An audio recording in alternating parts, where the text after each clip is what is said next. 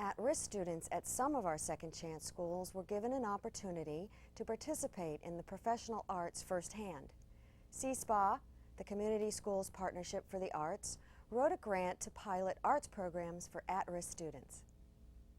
We are trying to bring the arts into this school. It's an at-risk middle school, and they have no arts whatsoever. No classroom music or art or dance or theater. And so our project is to put in the arts into every classroom in this school. I think it's important to these students because traditionally in these type of programs they don't get an opportunity to do these types of things.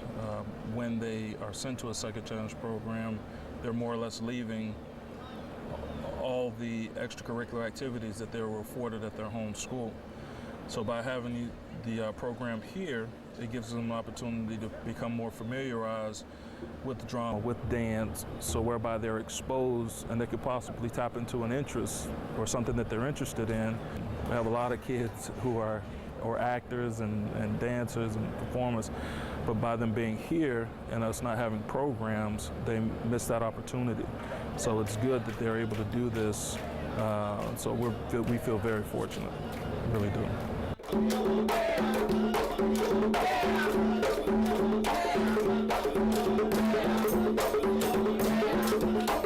This is a program that was initiated by CSPA, which is the Community Schools Partnership for the Arts.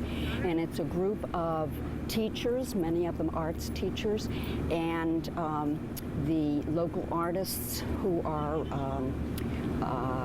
they're a part of the Van Wezel, the symphony, all of their education, arts education people. And we banded together to become one group. We have been looking at the arts in the schools and found that there are several schools in Sarasota County that do not have anything in the way of arts. Part of the reason Infinity Middle School doesn't is because this is an at-risk school where the students may be here only a year and then they'll go back to their regular school. And in that school they would have the arts. But we feel that it's important, particularly for these students, to have something in the arts. The arts are extremely important. Always run his mouth. Just ignore him, just have fun. Yeah, but I'm not gonna let that punk get away with too much. Let's dance. Everybody dances, go!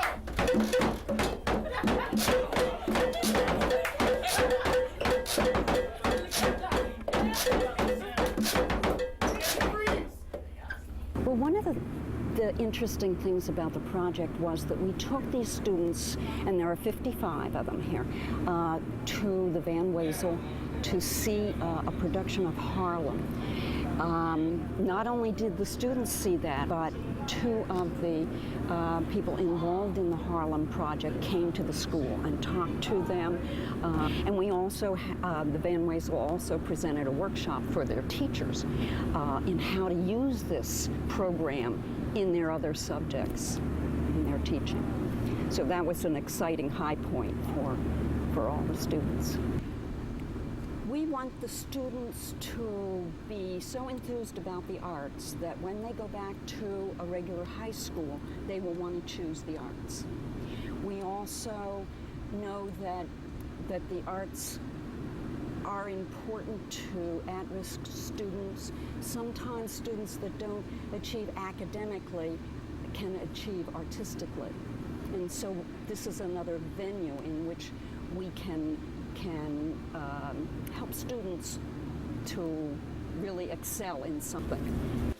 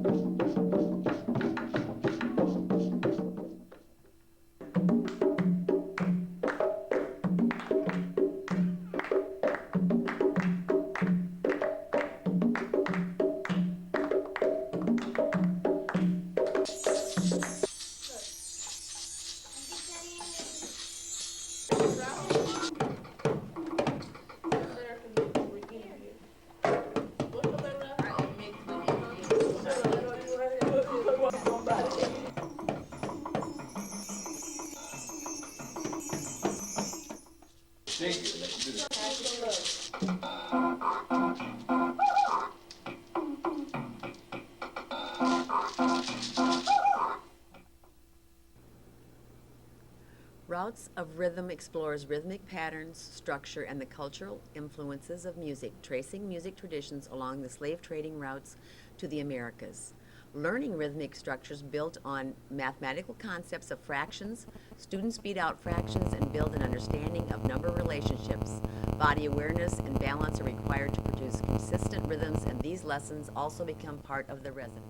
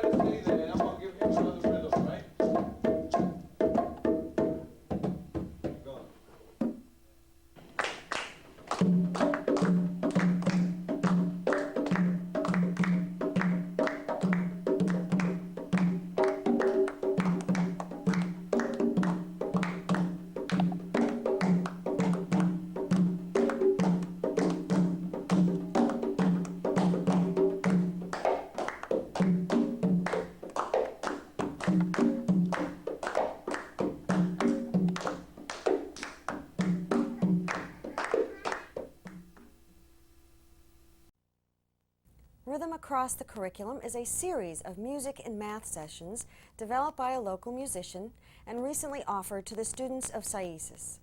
The school received a Weller Arts grant from the Community Foundation, and a partnership with the Sarasota Arts Council made the connection between music, mathematics, and young mothers possible.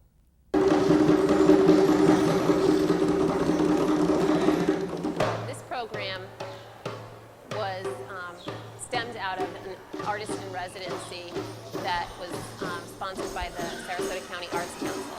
And I applied for a Weller grant through the Community Foundation of Sarasota County to allow me to have the funds to be able to sponsor Hernando Bueno for a series of music sessions with my students. And the music session basically not only allowed the students to experience percussion instruments and learn how to play them, which is something that many of them haven't done before because we don't have an arts program in our school. It also allowed them to see how they could apply the math that they're learning in the classroom. And many of them specifically have a difficulty with fractions, and this allowed them to see that in music all the time, fractions can be found just naturally when you hear the beats of the music, and also when you look at the way music is written, because just in the time of music you can see it as a fraction, 2/4 time, 2/4. And Hernando actually showed my students the fractions, the whole notes, quarter notes, eighth notes, and how they can put together to equal a certain number, a whole in a measure. And that way, that helped them to understand the concept of fractions and also to see that math can be applied to something that they enjoy. Music and math go together in that we have different time signatures in music, like you see up here, okay? We have 3/4, 3/8, 4/4, 2/4, 6/8, and 12/8. And these are all telling you the sums of how many notes or what kind of a note is written down there. So when you have a whole bar where music is written, it's cut up into beats, like you have 4 beats, 1, 2, 3, 4. So in that beat, which is a quarter note, can be split into 2, into 3, into 4, into 5, and infinitely. So when you play rhythms specifically, you're cutting up these different subdivisions of that beat and putting them together in a phrase. So say if you're going pum pa pum pum pum pa pum pum pum pa pum pum, it's actually a mathematical equation that you can write within music. And since they're fractions of time that are controlled, for example, okay, say these are quarter notes, these are eighth notes, this is a triplet, and these are sixteenths. Now, this is an even subdivision of 1 into 2. This is an odd subdivision of 3 from 1, and this is an even one. Now, each one of these would sound somewhere and exist somewhere in time, which they have to use calculation, and they have to know exactly the proportion of where that note is in time to be able to play it. So, for example, what I did with the girls that you saw is that they gave me rhythms, they played rhythms, I wrote them, and I linked them all together, and that's basically what we were doing, just enjoying the knowledge that they already have to go and to have them to have a good time learning math.